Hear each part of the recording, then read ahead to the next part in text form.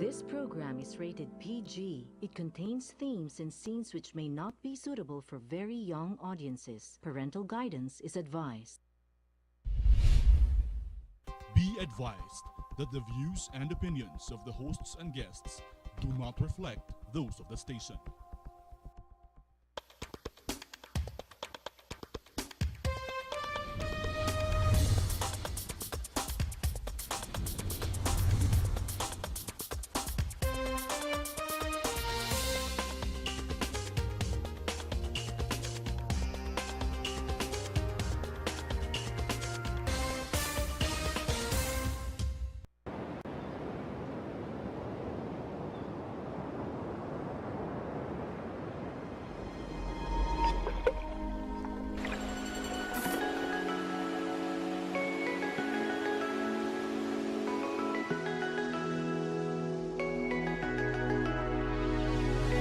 Every time you go, wish I could be there. Babe, you gotta know that I really care about you. I said I'd never fall the way I felt for you. And though I tried to fight it, can't escape the truth. First thing on my mind, night until the morning. You must be a criminal. How badly you want it. You know it, baby, you know it. Baby, you know it's true. You know that, baby, you know that. Baby, that I want you. Baby, that I want you.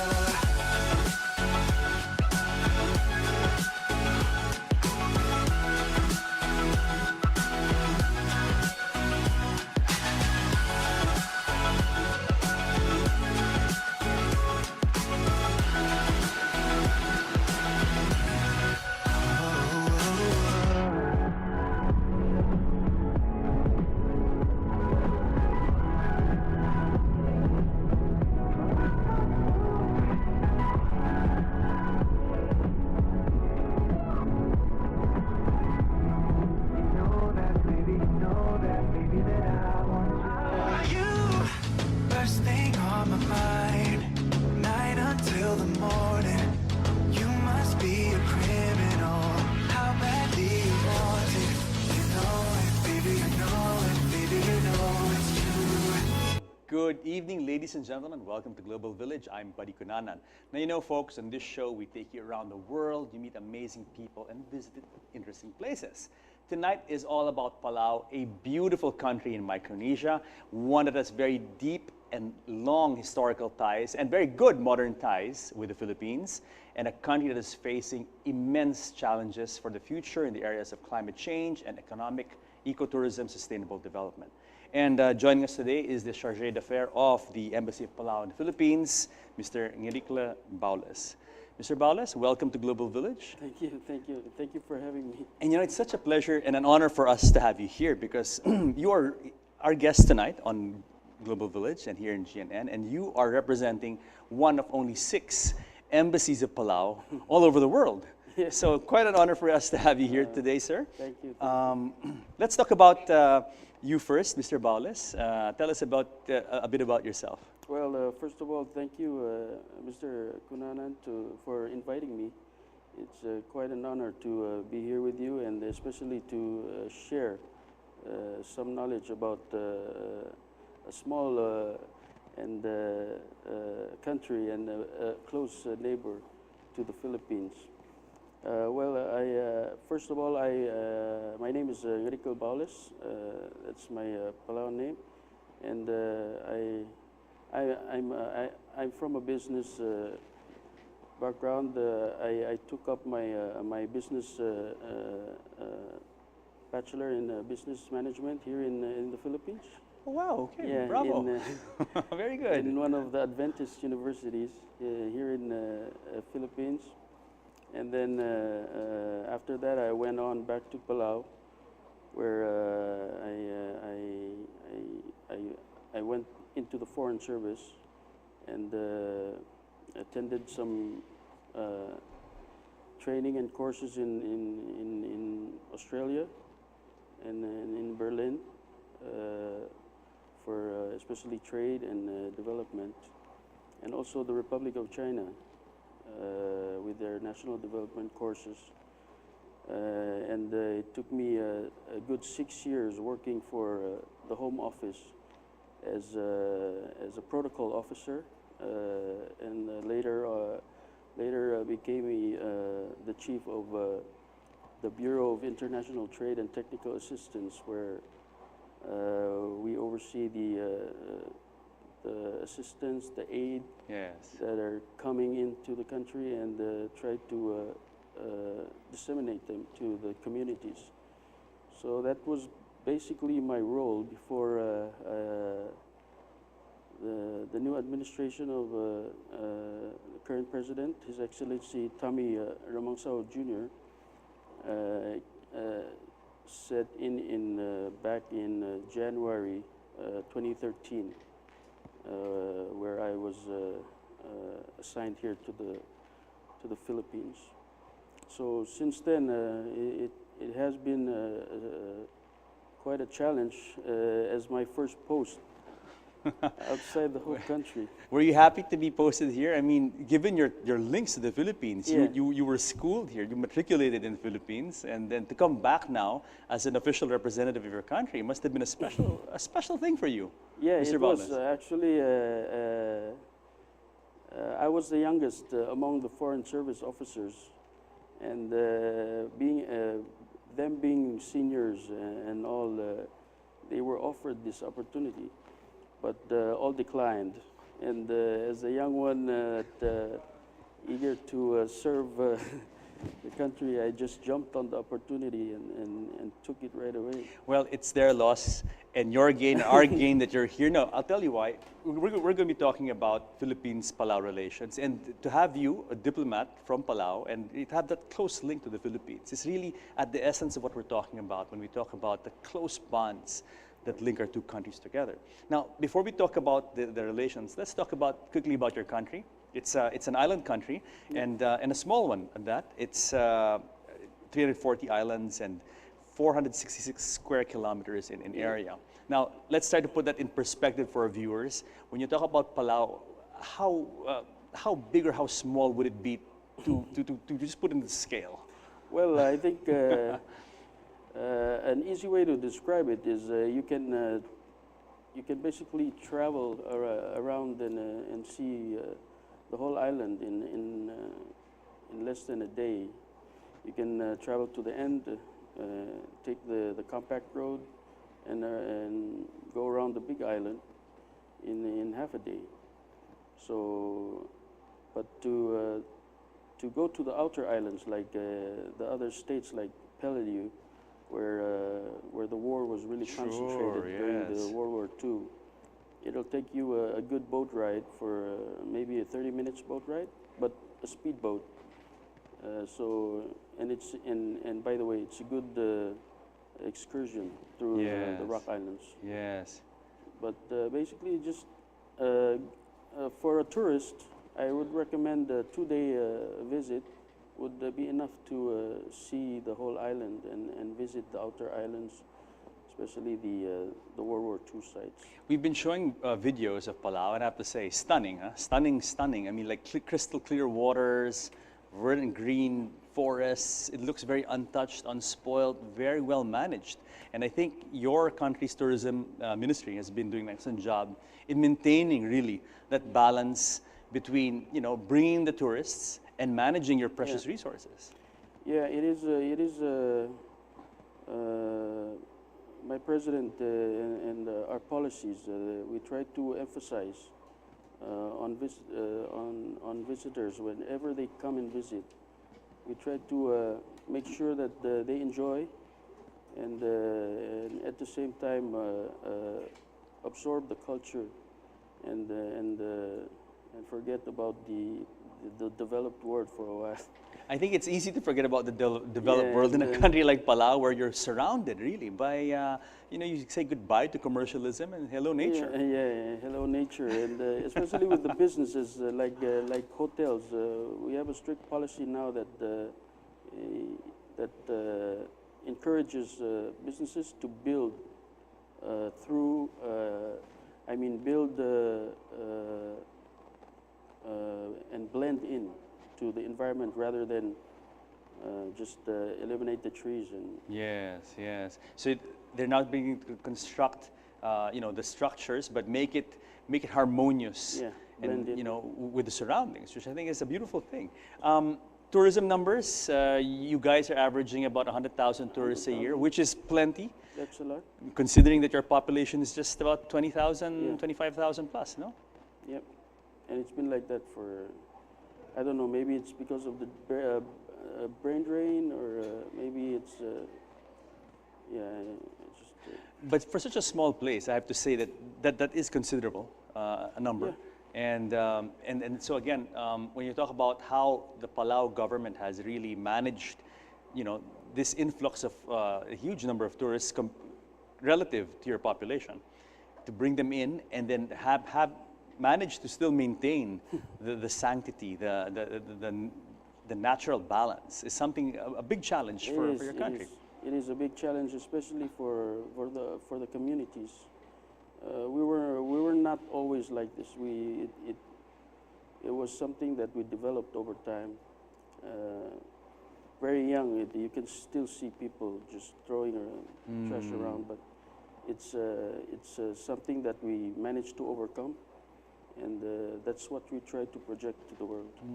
And I think being a small country, an island nation, where actually there is really nowhere else to go, it really makes you aware of your surroundings and the need to take care of whatever resources you have. Right. So it's a paramount importance. And I have to say also that very impressed with the Palau government, because I understand it's the first nation on earth to change its immigration laws for the cause of environment protection. Now, I understand when visitors come to Palau, they have to sign like a pledge. Tell us a bit about this pledge. Well, the Palau Pledge was something that was done in the Paris decision made in preparation for the COP meeting in Paris. United Nations Climate Change Conference. The Climate Change Conference in Paris. So it was really to instead of just getting the revenue as a form of tax, might as well impose it with a meaning, something meaningful that would encourage people to really try and live up to some of the policies that we've. Yes. This Palau Pledge, what is contained here? It really is basically a commitment to take care of the environment. The environment. Be responsible in your waste disposal and all that, no? Yeah, basically try to encourage the public to like what we do here in the Philippines. We pick trash along the Rojas Boulevard once a year during our anniversary. And it's an activity held by your embassy. That Very we hold with the surrounding elementary school in Malate. So we invite them out once a year. Yes. But I love this Palau Pledge concept, and I hope that this is something that our tourism department can also, adopt in cooperation, of course, with our immigration department, because new tourism secretary Berna Romulo Puyat is very dynamic, and this kind of thing is something that we could copy in the Philippines. Every visitor here will have to sign a Philippine pledge to, and of course it's symbolic in nature, and it's really impossible to police people, but it puts in the back of people's minds some sort of ownership that I am responsible. It plants that seed, no? Yeah. And I think, how effective has this been in Palau? I think it's been quite effective, especially for we've been getting good feedbacks, especially from online communities. That there's this little YouTube video about the giant. The giant, Yeah. which is an animation. Yeah, an animation done with And it's really showing people how important it is to preserve our environment, and that anything you throw out there will just come back and haunt you later. Of course, of course. And speaking about the giant, we'll be showing a video clip of the giant when we come back for a second segment. And it's so interesting because apparently this is required viewing for all flights coming to Palau. Like everyone has to really see, aside from the maybe the airport information, you watch the giant. Yeah. And I think it's brilliant. I think it's a brilliant move by the Palau authorities to kind of, get to people psychologically and make them, conscientious about what they do. And it's quite friendly for all ages. Yes, yes, Yeah, so yes. very creative. Like what other countries, like New Zealand, Australia, when you go in their flights, they also project this kind of message. And I think it's a really good way to catch the audience. Yes, I hope, Mr. Baules, that your embassy can somehow reach out to the tourism department. I think this would be a fantastic idea because, as I mentioned, environment protection, we all care about the environment. But for a lot of people, it's always in the back. You don't think about it until it's up close and personal and you are affected. No? Yeah. Which you guys in Palau, with your experience there, has made you really realize the importance. No problem. I think, I think the tourism industry here, I mean the department here has been doing a great job, especially with promoting the Philippines, and I'll be glad to collaborate with the department in implementing something like the Palau Pledge. And so much we can learn from Palau because we all know about the tale of Boracay and the mess that happened there over the past 20, 30 years. Yeah. And thank God this administration has sat up and taken cognizance of the problem. And now it looks like after a halt on activity and they closed up the island for a while, and now it looks like it's starting to pick up. But we can definitely learn from best practices in Palau. I think we're all helping each other here, and especially with this administration, has been very strong in these policies. Surprisingly, in just really a short amount of time, as the current president has been in the office, has really made significant changes for the country, and especially if you go to the small villages, you can really tell. Yes, yes. Mr. Baules, we have to pause for a break. When we come back, we'll talk about Philippines-Palau relations, since we've touched on a little bit of that, talking about tourism and sustainable development. But Great. I want to talk to audience in a second segment about the very interesting ties that make you and I Filipinos and Palauans. Yeah. Right? So guys, come back and stay with us because we'll have more of the Republic of Palau and Global Village returns. You know that, baby, that I want you.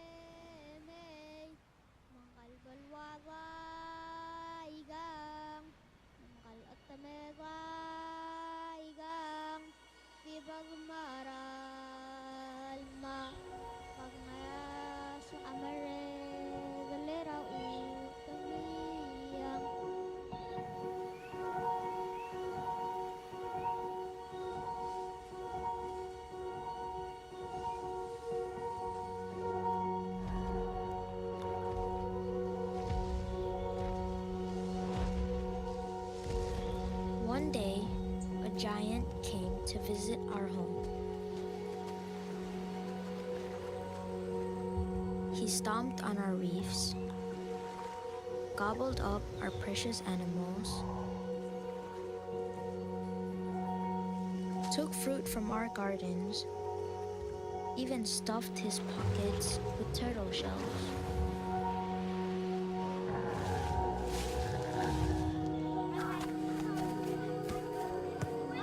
But we found out that he didn't mean to hurt us. He just didn't know his own strength. "Why won't you play with me?" he said. "We're happy to have you," we said. "Please understand. If you keep trampling, chasing, and snatching everything you love about our home and everything we love about it, will be gone, never to return."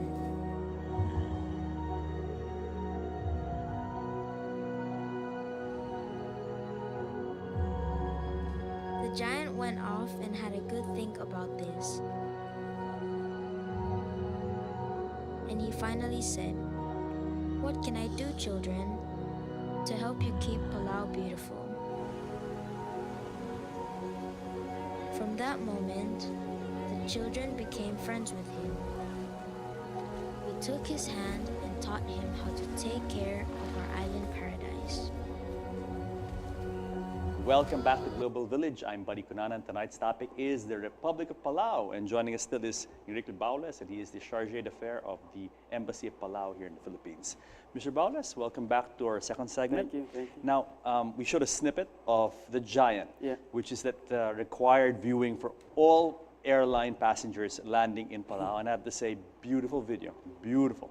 And even if you just saw it for maybe 2 minutes or a minute and a half, you can see that Yeah. the images and the powerful message that it really imparts to whoever watches it. Yeah. I mean, it makes me want to pick up trash right now. Right? So, bravo, bravo. Well, the clip I think is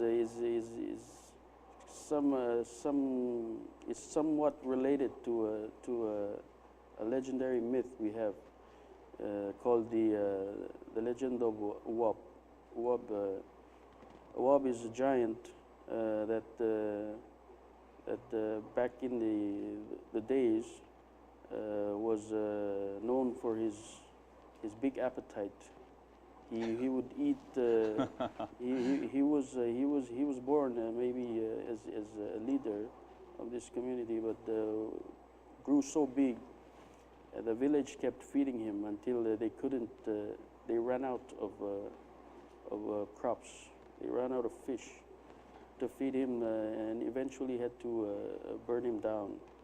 And this giant fell and formed the islands of Palau. So it's kind of it kind of ties to that story, but this is something good with more meaningful. And, Yeah, absolutely, yeah.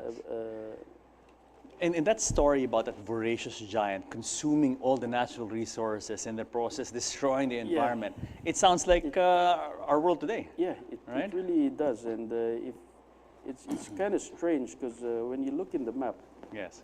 I just recently kind of looked in the map of Palau in the Philippines, and it's strange how Palau is always at the very far south, and then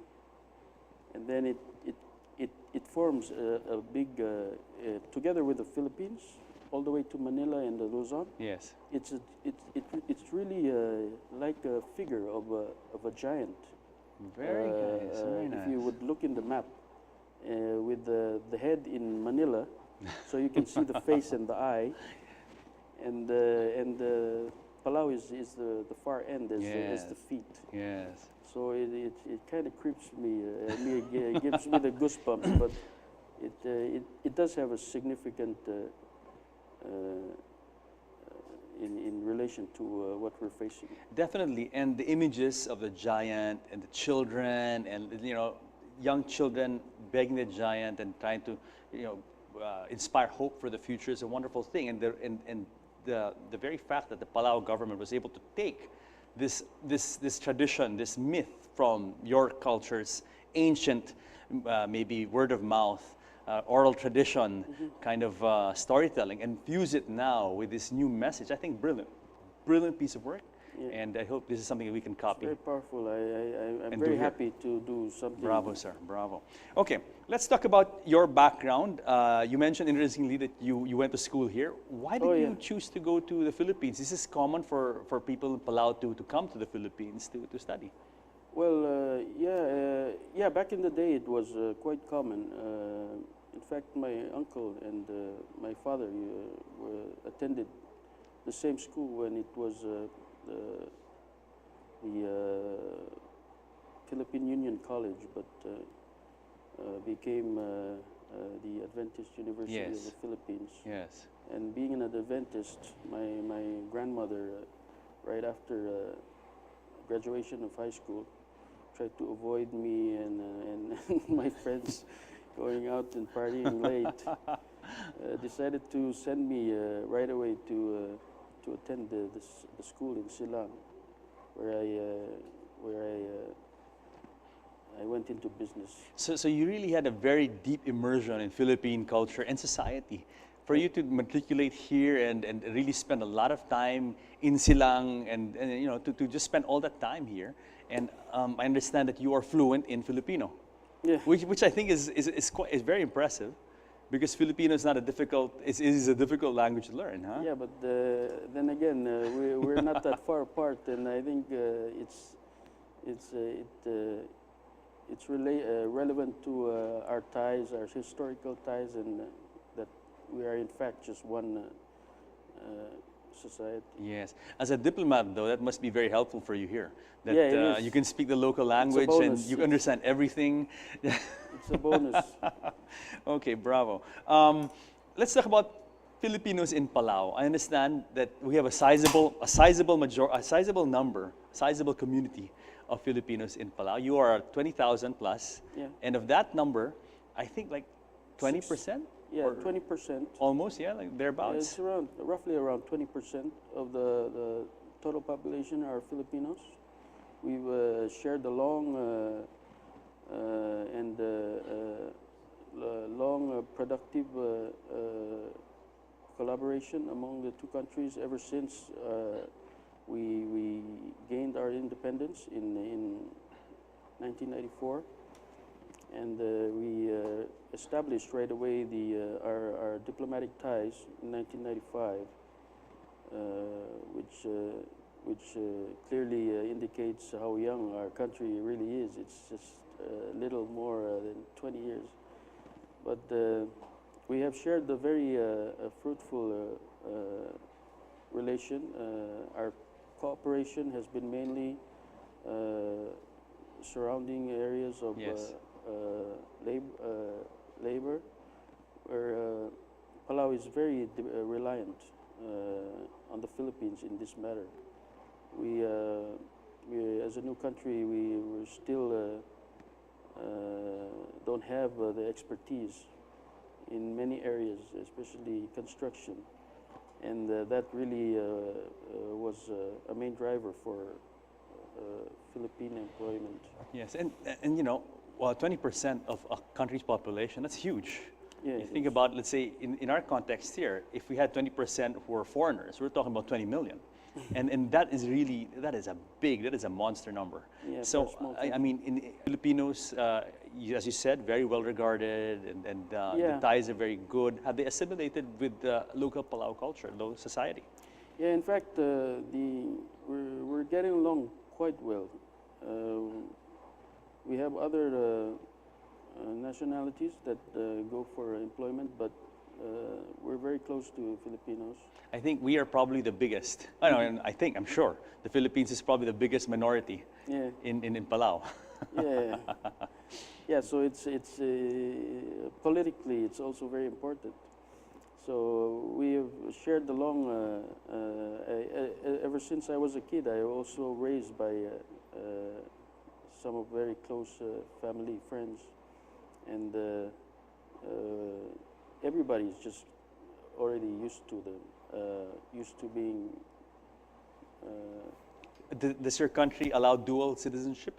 Have a lot of the Filipinos already become Palawan citizens? That one is that one is still not allowed, but like the Philippines, you can only gain citizenship through if you were married and then you have Sure, kids. sure. But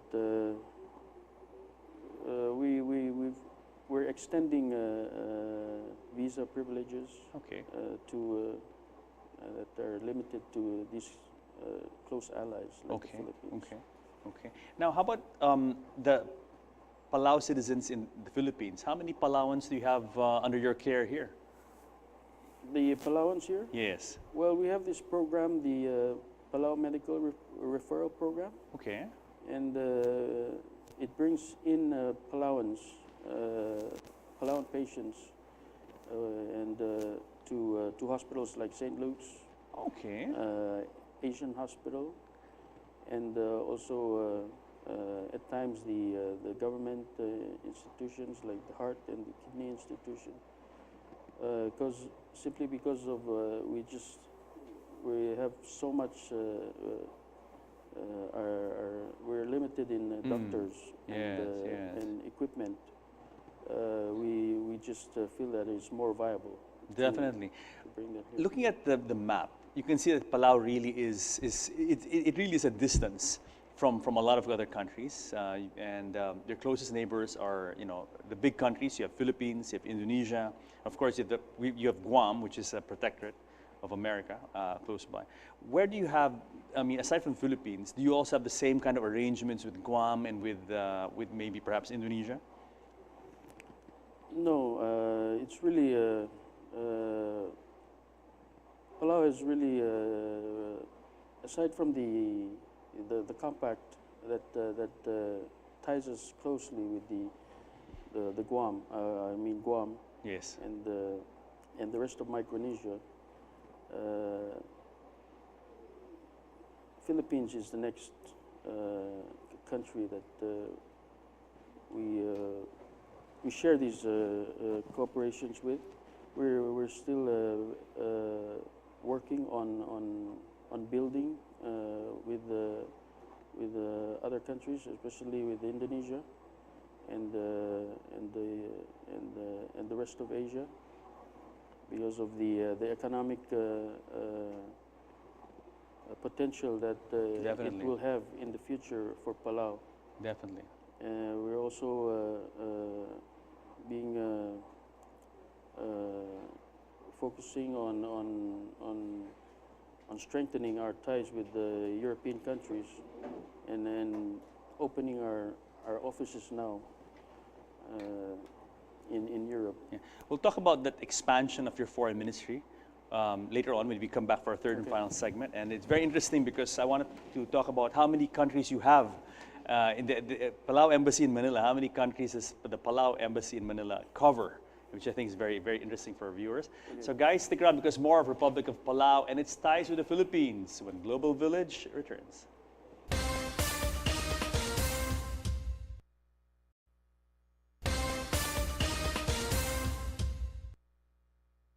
I'm Christina from Uprocks, and I came to the beautiful island nation of Palau to experience one of the few untouched countries on Earth.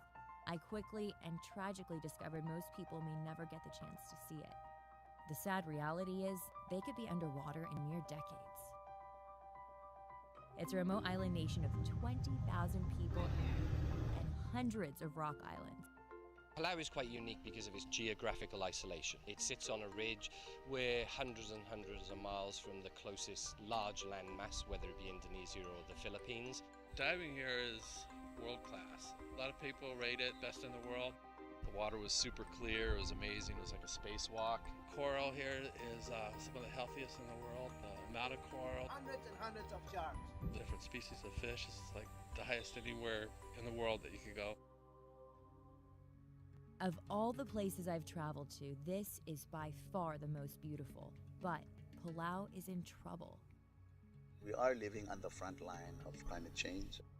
The president of Palau has been one of the pioneers when it comes to fighting climate change, so we sat down with him to find out why it was so important to him to act. sea level rise is already destroying our low-lying atolls, our crops, our homeland. The chemistry of the ocean is changing. Weather patterns here are getting pretty crazy. Palau rarely even saw typhoons at all, but in just 2 years, 2 super typhoons have hit. And it just decimated the reefs on the east side. What used to be some of the most pristine and spectacular reefs have just gone. People have this apathetic feeling that we'll worry about it when the time comes, but actually it's already too late to just talk about it. Our children will not inherit the same world that we grew up in. It's changed, but I think the question now is, can we create a world for them that is habitable? Welcome back to Global Village. I'm Buddy Kunanan. Tonight's topic is the Republic of Palau. Joining me still is Chargé d'Affaires of Palau Embassy in Manila, Ngerikl Baules. Mr. Baules, welcome back to our third and final segment. Thank you. Very nice to talk about Palau and Philippines and the ties that bind us together. Now, that video that we just showed, very interesting because it highlights the environmental threat, really, to Palau due to climate change. And, this is something that affects both our countries, more so Palau because it is a small island nation. But interesting because that map showed really how close Palau is to the Philippines. Yeah. I mean, so we're almost part of one archipelago. Yeah, Huh? it's quite it's quite near, and 2 hours 45 minutes is From Manila. From Manila, Okay. is like you live here in Manila and then you travel for 2 hours, and then you keep, Yes. on top of the Philippines, and then It's only the last 45 minutes just that's the last 45 outside, minutes is outside, huh? on the sea. So So it's 45 minutes from Davao. from Davao, it's very key. It's very close. Yes. So this is closeness, and I want to talk about our historical ties, which is something very important, very, very interesting. That Palau used to be actually part of the Philippines once upon a time, way back when, during the colonial period. Tell us a bit about that. Well, Palau, in its history, amazingly, I also read about this when I came here. I found out that historically we were once part of one group of islands, which was called the East Indies back then in the Spanish, and in fact was represented in the Malolos Convention. Yes, the revolutionary first Philippine Republic. Palau was represented there as part of the Philippine Islands. The Philippine Islands. This grouping, right? Yeah. And only was separated after the Cold War. So we were just one country, I guess. It's very interesting because if history had gone this way or maybe that way, you could have been part of the Philippines. Yeah, I think I'm the one that migrated south to the islands Yes. while you went to China. but really shows you how close our two countries are, and from being part of the Spanish Empire when that all fell apart after the Spanish-American War, Palau was part of Germany for a while. Yeah.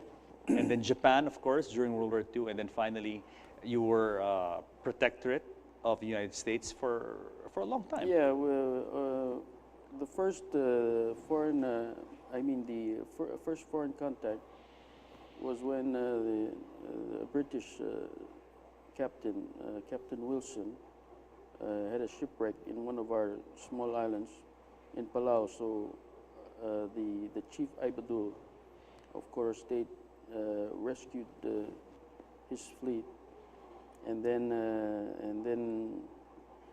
brought them in while they were fixing their ship.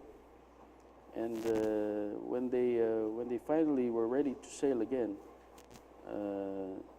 Captain Wilson, to thank the chief, offered to bring his son back for better opportunities, maybe in London. Yes. But unfortunately, died shortly upon arrival from smallpox. And That's where when he was buried in Yes. the Royal Gardens until now. So you can still. Very interesting. Very interesting the ties that Palau has to so many nations. And moving to the modern period, you have a very close relationship with the United States. You're both signatories of the Compact of Free Association, which gives you both benefits for both sides, no? And Yeah. The Compact of Free Association was really an economic way of the U.S. Yeah. to support our economy, help us build after the war. So it's long been implemented basically to sustain our trade and essential programs from the federal government until we are able to sustain ourselves. Sure, and it also extends to defense. I understand that the United States is Especially responsible for protecting defense. Palau. Yeah. Especially in defense, but foreign affairs is the only one that we were to take care of. Yes, because Palau is, unlike Guam, Palau is a sovereign nation. I mean, that's the big, because, a lot of people, when they think about Palau, they think about, Guam, because they're so close, similar topography, and also similar histories. But Guam is a protectorate, while Palau is a sovereign, independent nation with a close alliance with the United States, no? Yeah, this happened during we were once together in the trust territory bracket. Yes, it was called the Trust Territory of the Pacific Islands. Yeah, Yes. along with the Marshall Islands and the FSM, the Federated States of Micronesia, and then eventually we submitted our interest to break apart. Yes, it's a challenge, to be an independent nation, because as our video showed, really Palau is by itself. It's a small grouping of islands, and to sustain this economically, to make it, to keep up the viability of maintaining really a country which is really geographically very distant from others, is a big challenge for your government. It is, and especially for a country with so little resources and limited expertise. We have been treating tourism as our bread and butter. Definitely, yes. And until now, and which is why environment is so important, because once we lose it, we'll lose our only source of revenue. Yes, and of course a lot of pressure now because of climate change, and big topic in itself. But like the Philippines, Palau is one of the countries considered by the United Nations as those most severely threatened by global warming. And so, what is the Palawan government? Obviously, the campaigns to act responsibly in tourism and all that go towards that objective. But is there anything else? What other plans is it carrying out? Yeah, ever since the COP meeting in Paris, that was like considered one of the most important meeting in the region as our president took office. It was a chance for Palau and the region to voice out their concerns about these climate change. It was seen as a perfect platforms to grab the attention of many countries, at least 2/3, to sign finally the declaration, and it turned out very successful. Yes, yes. And has allowed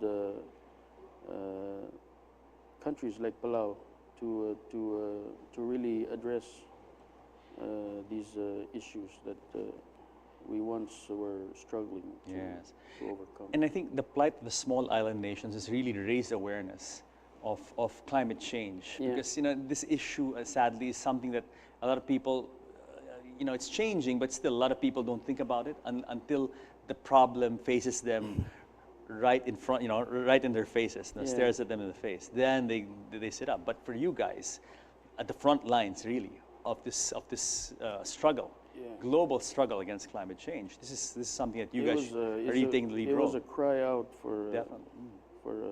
For attention. Okay. Mr. Baules, we have a few minutes to close. What about Philippines-Palau relations moving forward? What can we expect? Anything exciting in the pipeline? Yeah, Philippine-Palau relations, a very important a very important aspect of our government policy now is really to strengthen cooperation in especially areas of labor that allows for more freely people from the Philippines to seek opportunities in Palau and for businesses there to get the kind of expertise they need, because it's very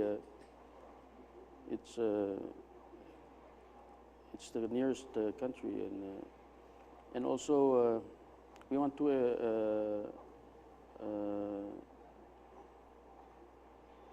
expand more focus on areas of health cooperation. Maybe establish more ties with the hospitals around here. Yes, yes. To benefit the patients, and lastly, try and promote more on how to preserve our environment for future generations. Definitely. You know, Mr. Baules, so happy that the Philippines has these close ties with Palau, because clearly the two countries can learn from each other. No? I mean, it's a very mutually beneficial relationship, and you guys have led the way in many areas that we in the Philippines could really learn from, especially, as I mentioned, sustainable development, ecotourism management, and I tell you, I'm a big fan of this Palau Pledge. I'm going to call the Secretary of Tourism soon. I'm going to tell her, Berna, Madam Secretary, please dialogue with the Palau Embassy, find out how we can come up with our own Philippine Pledge for our own problems here. Yeah, I'll be happy to provide any information about it. Bravo. Or more insights. Mr. Baules, maraming salamat sa pagdadayo nyo dito sa amin sa Global Village. You have to answer in Filipino. Walang anuman. Fluent in Filipino. Maraming salamat po. Salamat. Hanggang sa susunod po. Sige po. Okay. So guys, join us again next week here in the show on Global Village, and let us take you around the world. Till then, you all have a good evening. Thank you. No, we're still on air.